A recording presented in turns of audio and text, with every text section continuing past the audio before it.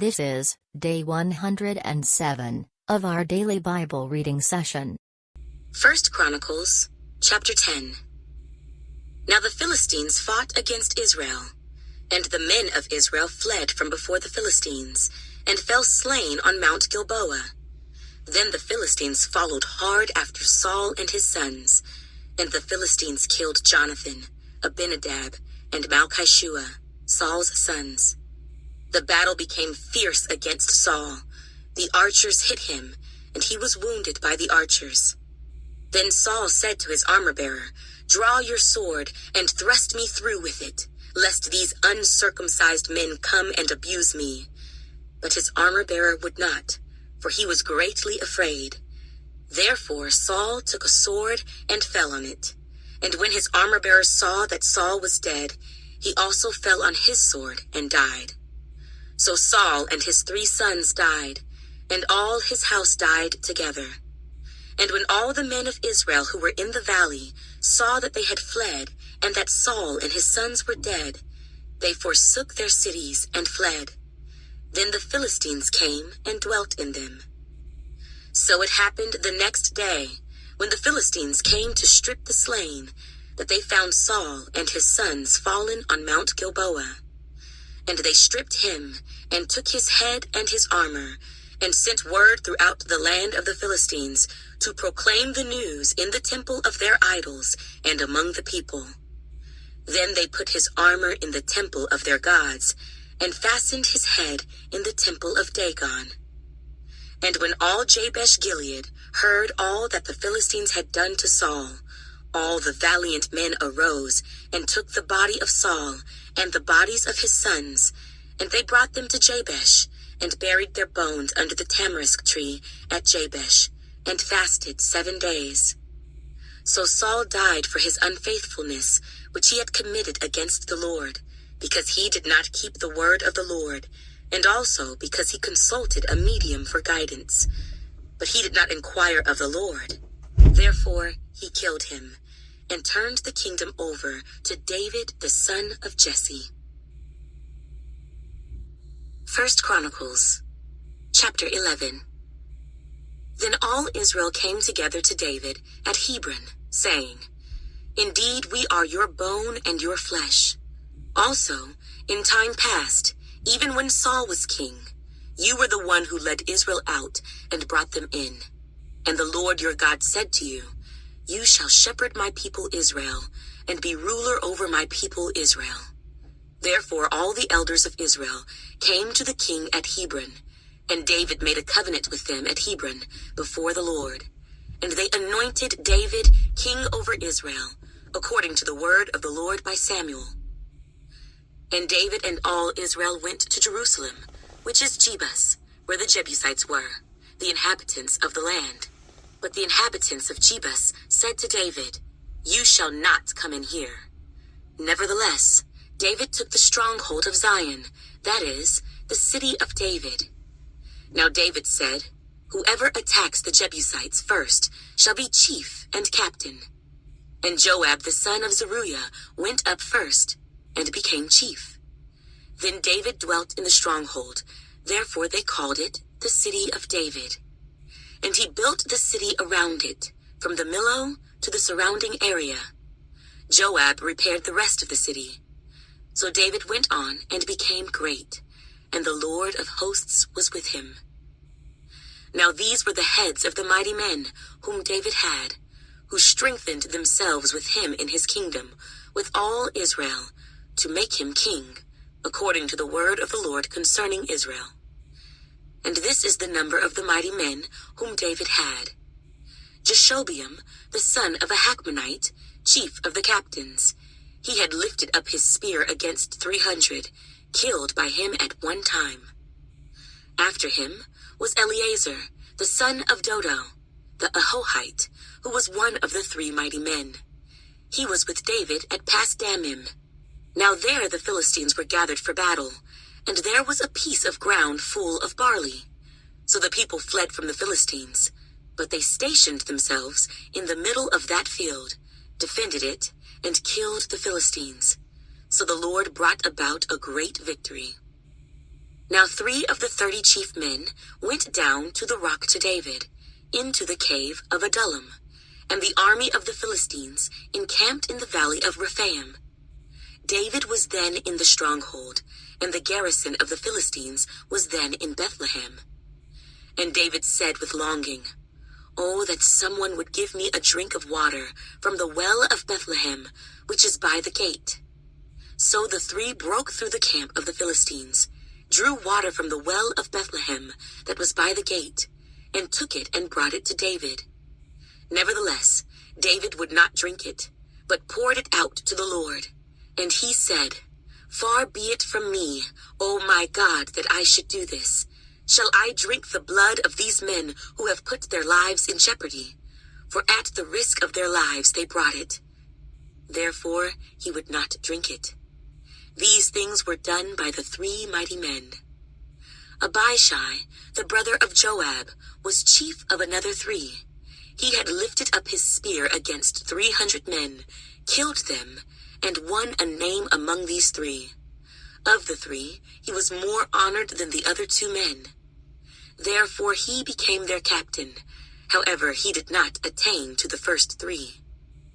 Benaiah was the son of Jehoiada, the son of a valiant man from Kabzeel, who had done many deeds. He had killed 2 lion-like heroes of Moab. He also had gone down and killed a lion in the midst of a pit on a snowy day. And he killed an Egyptian, a man of great height, 5 cubits tall. In the Egyptian's hand there was a spear like a weaver's beam, and he went down to him with a staff, wrested the spear out of the Egyptian's hand, and killed him with his own spear. These things Benaiah the son of Jehoiada did, and won a name among 3 mighty men. Indeed, he was more honored than the 30, but he did not attain to the first 3, and David appointed him over his guard. Also, the mighty warriors were Asahel, the brother of Joab, Elhanan, the son of Dodo, of Bethlehem, Shemoth, the Harorite, Elez, the Pelonite, Ira, the son of Ikesh, the Tekoite, Abiezer, the Anathothite, Sibbecai, the Hushathite, Eli, the Ahohite, Maharai, the Netophathite, Heled, the son of Baanah, the Netophathite, Ithai, the son of Ribai of Gibeah, of the sons of Benjamin, Benaiah, the Pirathonite, Hurai of the brooks of Gaash, Abiel, the Arbathite, Asmaveth, the Baharamite, Eliabah, the Shaalbanite, the sons of Hashem, the Gezonite, Jonathan, the son of Shagah, the Hararite, Ahiam, the son of Sakar, the Hararite, Eliphel, the son of Hefer, the Macherathite, Ahijah, the Pelonite, Hezro, the Carmelite, Naarai, the son of Ezbai, Joel, the brother of Nathan, Mibhar, the son of Hagri, Zelek, the Ammonite, Naharai, the Beerothite, the armor-bearer of Joab, the son of Zeruiah, Ira, the Ithrite, Garib, the Ithrite, Uriah, the Hittite, Zabad, the son of Ali, Adonah, the son of Shiza, the Reubenite, a chief of the Reubenites, and 30 with him, Hanan, the son of Maacah, Joshaphat, the Mithnite, Uzziah, the Ashtorethite, Shema and Jael, the sons of Hotham, the Aroerite, Jediael, the son of Shimri, and Joha his brother, the Tizite, Eliel, the Mahavite, Jerubai and Joshaviah, the sons of Elnaam, Ithma, the Moabite, Eliel, Obed, and Jaazeel, the Mezobaite. 1 Chronicles, chapter 12. Now these were the men who came to David at Ziklag, while he was still a fugitive from Saul, the son of Kish, and they were among the mighty men, helpers in the war, armed with bows, using both the right hand and the left in hurling stones and shooting arrows with the bow. They were of Benjamin, Saul's brethren. The chief was Ahiezer, then Joash, the sons of Shemaiah, the Gibeathite, Jeziel and Pelet, the sons of Asmaveth, Berekah and Jehu, the Anathothite, Ishmael, the Gibeonite, a mighty man among the 30, and over the 30, Jeremiah, Jehaziel, Johanan, and Jozabad, the Gederathite, Eluzai, Jeremoth, Bealiah, Shemariah, and Shephatiah, the Haruthite, Elkanah, Jeshiah, Azarel, Joezer, and Jeshobeam, the Korahites, and Joelah and Zebadiah, the sons of Jeroham of Gedor. Some Gadites joined David at the stronghold in the wilderness, mighty men of valor, men trained for battle, who could handle shield and spear, whose faces were like the faces of lions, and were as swift as gazelles on the mountains. Ezer the first, Obadiah the second, Eliab the third, Mishmannah the fourth, Jeremiah the fifth, Attai the sixth, Eliel the seventh, Johanan the eighth, Elzabad the ninth, Jeremiah the 10th, and Machbani the 11th. These were from the sons of Gad, captains of the army. The least was over 100, and the greatest was over 1,000. These are the ones who crossed the Jordan in the first month, when it had overflowed all its banks, and they put to flight all those in the valleys, to the east and to the west. Then some of the sons of Benjamin and Judah came to David at the stronghold, and David went out to meet them, and answered and said to them, "If you have come peaceably to me to help me, my heart will be united with you. But if to betray me to my enemies, since there is no wrong in my hands, may the God of our fathers look and bring judgment." Then the Spirit came upon Amasai, chief of the captains, and he said, "We are yours, O David. We are on your side, O son of Jesse. Peace, peace to you, and peace to your helpers, for your God helps you." So David received them, and made them captains of the troop.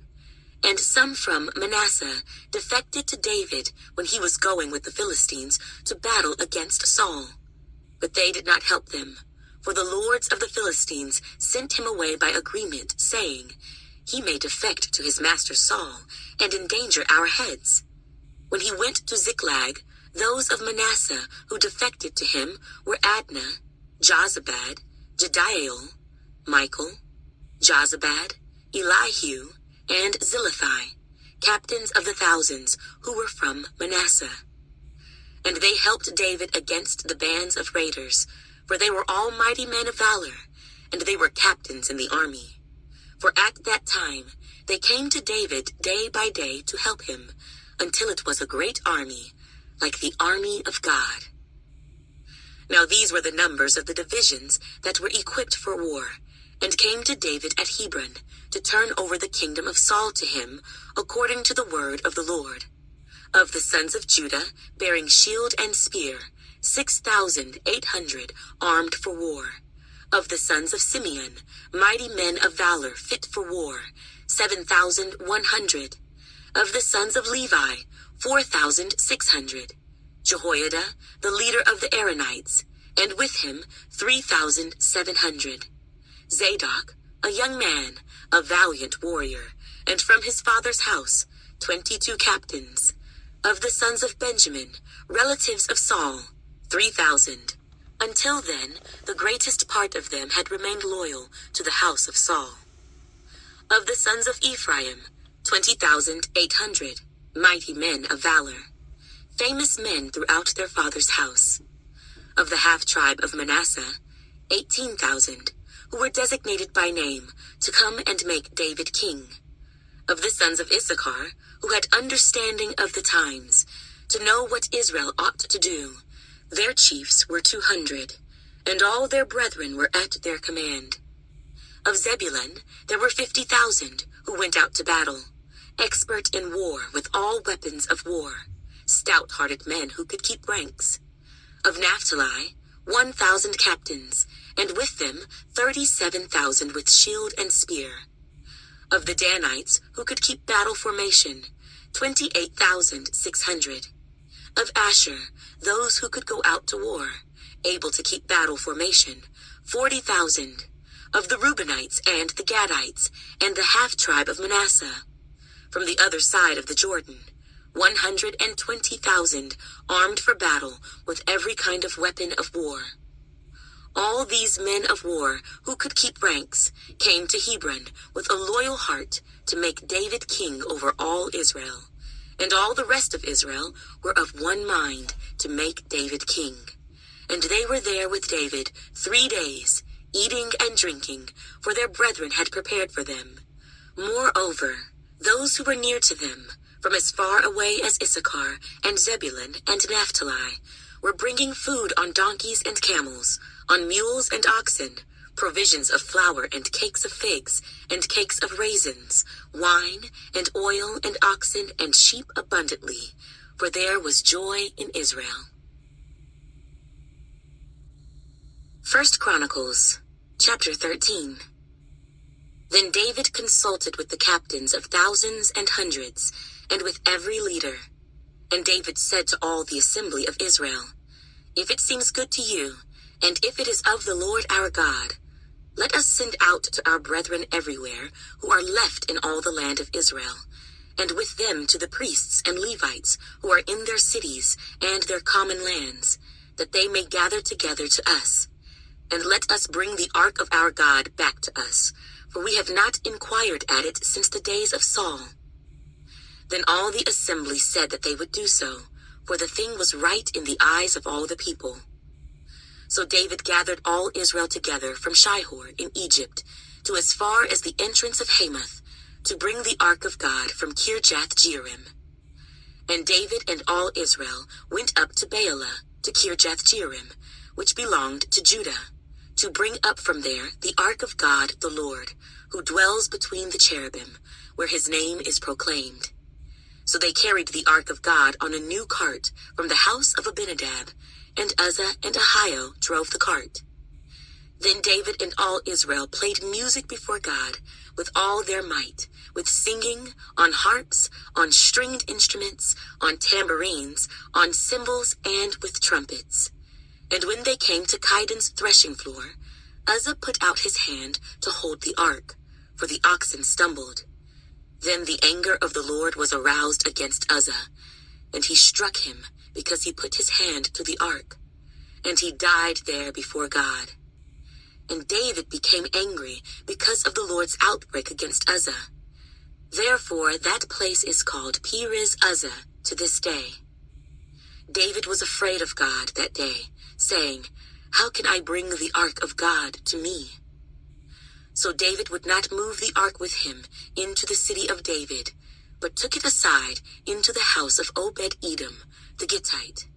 The ark of God remained with the family of Obed-Edom in his house 3 months, and the Lord blessed the house of Obed-Edom and all that he had.